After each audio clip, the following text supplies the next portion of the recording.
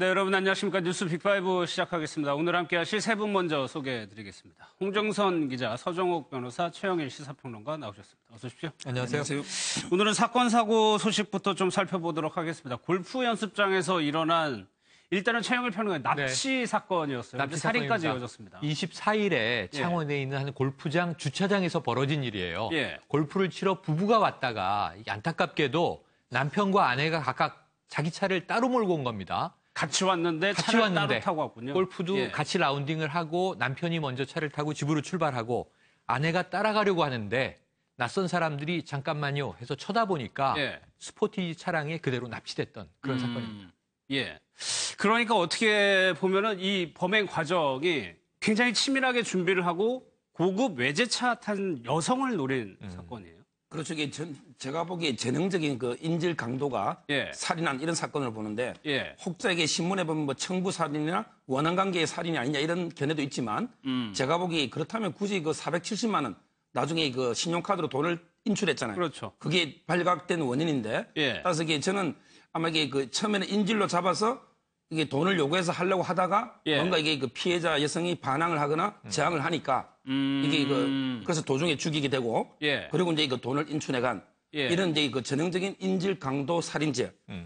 그게 우리 형법 337조에 보면 사형 또는 무기징역밖에 없거든요. 굉장히 그런 죄로 이제 저는 보고 있습니다. 그러니까 신용카드에서 꺼낸 돈이 480만 원에 불과하기 때문에 고급 외세 승용차를 탄 사람을 노렸다면은 금액이 조금 작단 말이에요. 그렇죠. 정말 만약에 살해 자체가 목적이었다면 제가 생각할 때 굳이 3명이 차 2대로 나눠 타서 한 장소로 간 다음에 살해를 하고 다시 주차장으로 와서 합류한 뒤에 다시 또 이 시체를 유기할 저수지로 가고 이럴 이유가 없었다고 봅니다. 살해라면 그냥 처음부터 저수지 근처로 갔을 것 같고요.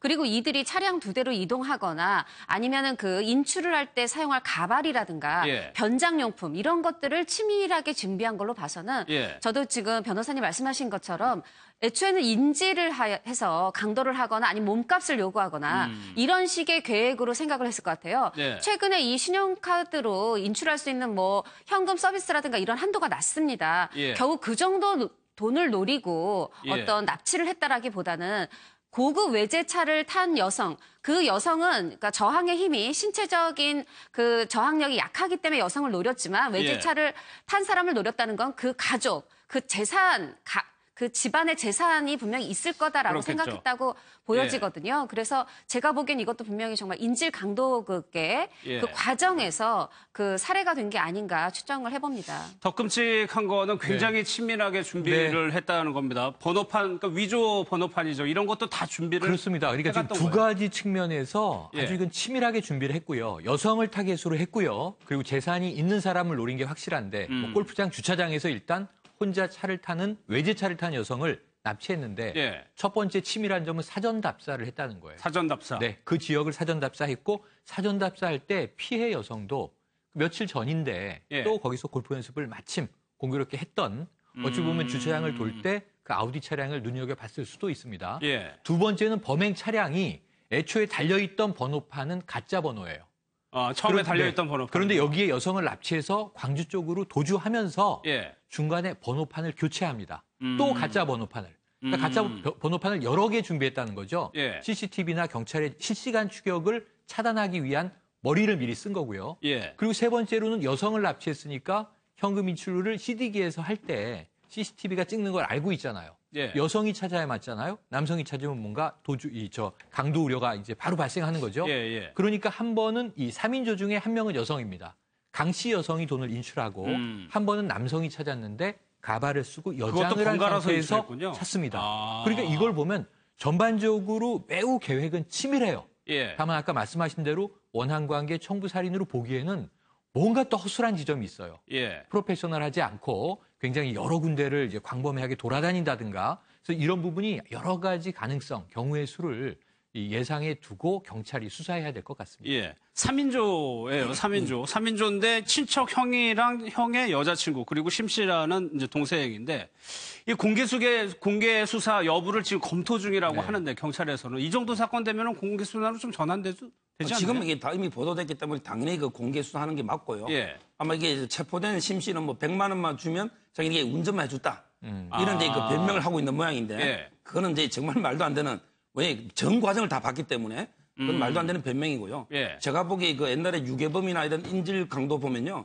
도중에 인질이 물론 몸값을 요구하는데 제일 중요한 거지만 도중에 저항 등으로 죽이는 경우가 상당히 많거든요. 그래서 이게 전 도중에 죽인 것만 가지고 무조건 이게 인질 강도가 아니고 뭐 청부살이라 원한이다 이렇게 보기는 어렵고요. 그다음에 그 카드 인출한 거 있잖아요. 마지막에 돈 인출한 거, 요거는 이제 우리 판례가 보면 또 별도로 제가 성립합니다. 그러니까 이게 금융기관이 피해자로 봐가지고 별도로 이게 절도죄가 돼요. 따라서 이게 저 사람의 죄는 크게 보면 이게 지하 주차장 들어간 것도 주거침입이에요. 그래서 이게 주거침입하고 그다음에 인질 강도 살인, 그리고 이제 이거 절도. 이 세 개의 경합범위 됩니다. 결론. 모든 범죄가 다 들어가 있네요. 그러니까 지금 골프 연습장도 안전지대가 아니에요, 여성들에게. 그렇죠. 뭐 대형마트 주차장에서도 백화점 주차장에서도 여성을 노린 범죄들이 많았는데 이제 이 골프 연습장 뭐 흔히 스크린 골프라고 하잖아요. 그쪽 이제 연습장도 안전지대가 아니라는 거죠. 기본적으로 백화점이라든가 이 골프 연습장이 또 공통점이 있습니다. 어느 정도 돈이 있는 사람들이 출입하는 곳이다. 그리고 또 요번에 그러니까 그 제가 생각할 때는 이걸 청부살인이라든가 이런 부분으로 추정한 분들은 이 3인조가 3시간을 기다렸어요. 답사를 하면서 이 차량을 정확하게 이 말하자면은 타깃을 지정했고 그리고 또 이 날도 3시간을 기다렸다가 다른 외제차를 탄 다른 여성이 있을 수도 있는데 딱 이 여성을 노렸기 때문에 아무래도 이제 그런 추정이 나온 또 그 배경이 있긴 있는 것 같습니다만 그러니까 지금 저는 여성의 입장에서 볼 때 하나씩 여성들이 안전하게 다닐 수 있는 곳이 점차 이렇게 좁아지는 그런 느낌이 듭니다. 다음 사건도 한번 보겠습니다. 이 사건은 사실 동거녀 살해 때문에 경찰이 쫓고 있었는데 그게 끝이 아니었습니다. 그러니까 이 동거를 하던 여성을 홧김에 살해를 해요. 이것도 2011년에 벌어진 일이에요. 그런데 이제 결국 이 여성이 실종되지 않았습니까? 탐문 수사하고 경찰이 찾고 그런 과정에서 이 용의자로 이제 특정한 박모 씨, 40대 남성인데요. 나중에 노숙을 하는 상태로 이제 체포가 됩니다. 그런데 이 남성의 주변을 추적하다 보니까 제일 중요한 게 금융계좌잖아요. 금융계좌를 추적하다 보니 이 박 씨가 모친 명의의 연금을 수령하는 등 모친의 금융을 자기 것처럼 이용하는 정황을 적발하게 돼요. 그래서 또 추적을 해보니 모친의 생활 반응이 없어요. 그러니까 모친이 살아계시다면 뭐 주거지도 있고 뭐 핸드폰도 쓰고 되고, 다니고 근데 전혀 수년 동안 생존 반응이 없다. 이거 이상하다 해서 확인해본 결과 동거녀 살해보다 더 이전에 2009년도에 생모예요. 친모를 살해하고 그 친모의 재산 많지도 않습니다. 전세금, 그다음에 일부 저축, 예금, 그리고 이제 그야말로 기초연금 이런 것들을 다 빼돌린 정황이 확인되면서 생모와 동거녀를 살해한 이중 살해범으로 체포가 됩니다. 어머니의 그 얼마 안 되는 재산을 차지하기 위해서 어머니를 살해한 내용인데 현장 검증 영상 좀 보겠습니다. 되시죠? 그죠? 어머니 금속 유기하고 그다음에 자기 유기판 해가지고 재성좀 발부되고 영장에 의해서 체포합니다. 이 어떻게 이제 반응을 하던가요? 처음에 반항을 하고 이쪽으로 넘어졌거든요. 이래가지고 계속 쭉 팔을 막 잡아 당겼습니다. 시간은 잘 모르겠고요. 그냥 이게 하다 보니까 처진다는 느낌을 받았는데 처지는 느낌을 받고 나서도 한동안 좀 그렇게 계속 있었습니다. 골아갖고 한 어느 정도 있었던 것 같습니까? 시간은 잘 그러면은 그때 당시에 뭐 반응이 있던가요? 전혀 반항을 안 하셨습니다. 전혀. 그러면은 뭐 이게 늘어져가 이제 죽었다는 느낌을 어떻게 알았습니까? 어머니 얼굴 색깔이 좀 변했습니다.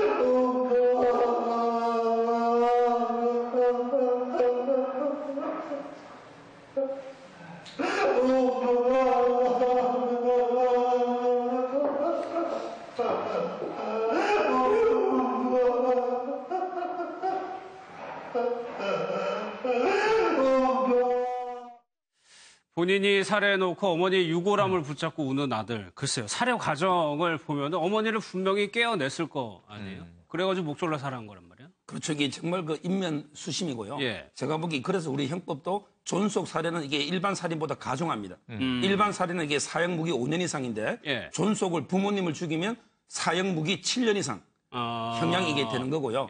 그리고 이게 죄를 좀 더 설명하면 어머니를 이렇게 죽이고 이제 어머니 재산을 가져가잖아요. 예. 원래는 이게 돌아가신 분은 점유가 없지만 판례는 살아있을 때 점유가 계속된다 봐서 재산을 가져가는 것도 절도가 되고요. 아, 그러네요. 그다음에 그 모친의 기초연금 있잖아요. 예. 이걸 이게 계속 받은 거는 다시 이게 연금공단에 대해서 이게 사기죄가 됩니다. 그래서 아까 이게 그 현장 검증할 때 사기라는 게 바로 이게 기초연금을 타간 거는 사기가 되고요.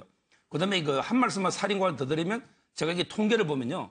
우리나라 이게 OECD 국가 34개 중에 살인이 이게 6위입니다. 6위. 예. 엄청나게 많은 거예요. 왜냐하면 이게 1위가 멕시코고 미국은 3위인데 우리나라가 6등이라고요? 6위입니다. 예. 10만 명당 살인 건수가. 이 말이 이게 제가 보기에 총기 휴대한 뭐 중남미 이런 나라보다 더 이게 살인 사건이 많거든요. 아, 그래요? 정말 이게 안전한 지역이 없고요. 따라서 이게 저는 이에 대해서 어떤 근본적인 좀 형사정책적인 대안이 필요한 게 아닌가. 예. 6임이 엄청나게 높은 순위죠. 동거녀는 홧김에 살해하고 어머님은 돈 때문에 살해했는데 돈 한번 볼까요? 적금 1,800만 원, 전세금 2,400만 원. 5천만 원이 안 돼요? 네, 맞습니다. 그 지금 어머니를 살해한 범행 과정을 좀 예. 잔인합니다만 좀 되짚어 보면 어머니가 일단 원인 모를 병으로 다리에 병이 나서 병원에 입원해 있어요. 근데 어머니한테 다른 병원 가자 하고 퇴원을 시킵니다. 예. 그리고 사실은 야산에 가서 목 졸라 죽인 거죠.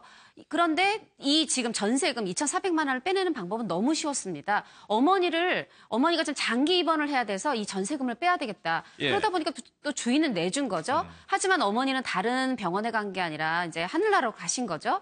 그리고 있었던 돈이라는 게 어머니의 그 적금 1,800만 원까지 해봤자 한 4,200만 원이고 예. 지금 이게 8년 전의 사건인데 올해 2월까지 탄 게 한 1,100여만 원이에요. 그러니까 정말 얼마 안 되는 돈으로 그 엄마를 살해를 했는데 예. 너무 안타까운 것은 어머니가 당시에 지금도 반응이 없었다고 했지만 두 손을 모으고 전혀 저항하지 않았다고 그래요. 예. 아들이 뭘 하는지 알았던 거잖아요. 그러니까 이 아들은 아무리 이제 본인이 돈이 필요했다라고 해도 정말 돈을 구할 때가 어머니의 전세금. 예. 근데 그 전세금을 빼자니 어머니가 거기 살지 않아야 하니까 정말 그 방법이 살해밖에 없었을지 너무 안타깝습니다. 그러니까 어머니가 살해 순간에 어머니가 반항하지 않았다. 두 손을 모으고 네. 반항하지 않았다. 그리고 나서 지금은 저렇게 울고 있다. 그럼에도 불구하고요. 이게 8년 전에 벌어진 사건이니까 이 남성 당시에 40살입니다. 예, 예. 열심히 일해서 먹고 살 수 있는 노동력이 있는 나이였고요. 빈곤하다 하더라도 이 어머니가 억척으로 아마 먹여 살리셨을 거예요. 그렇겠죠. 이 어머니의 예. 당시 나이는 66세입니다. 굉장히 젊으신 나이예요. 다리가 좀 아파서 치료를 예. 하고 나면 충분히 생활하실 수 있는 젊은 어머니를 66세 어머니를 40살의 아들이 당시에 살해했는데 제가 보기에는 이 동거녀를 홧김에 죽인 성향으로 보면 어머니에 대해서도 뭐 돈을 노린 아주 계획살인이라기보다는 예. 다리가 아픈 어머니를 수발들기가 싫었던 것 아닌가. 그러니까 우리 어머니가 아프구나. 이게 예. 나의 짐이 되겠구나. 그럼 차라리 어머니가 이 세상에 없어지고 내가 돈이라도 몇 천만 원 있으면 예. 뭐라도 해볼 수 있지 않을까. 그러니까 이게 어찌 보면은 친족에 대한 존경심이나 생명 존중 자체가 아예 없었던 게 아닌가. 예. 이게 발각되지 않았기 때문에 그 이후에 동거녀 살해로 이어진 거예요. 이때 이 어머니를 사건이 살해한 게 발각됐어야 먼저입니다. 해요. 예. 네. 그래서 먼저고 이게 그다음에 동거녀를 아깝습니다. 살해한 거예요. 그 박 씨의 삶을 조금 되짚어 보면 이제 18년 전에 먼저 이제 일하다 공사장에서 허리를 다치고 장애 6등급 판정을 받았습니다. 그리고 예. 일자리를 구하기가 어렵다고 해요. 그런데 이 2011년에 그 동거녀를 살해했는데 그때가 이미 동거 8년 차라고 해요. 그러면은 별다른 일거리가 없는 상태에서 이미 그 동거녀와 동거를 시작해서 살고 있었던 겁니다. 예. 그리고 그 동거녀는 계속해서 뭐 생활비를 안 가져온다, 남자 구실 못한다고 이제 다툼이 잦았다고 그래요. 그런 상황에서 이제 본인이 돈을 마련할 방법으로 저는 어머니의 적금, 어머니의 전세금을 노렸다.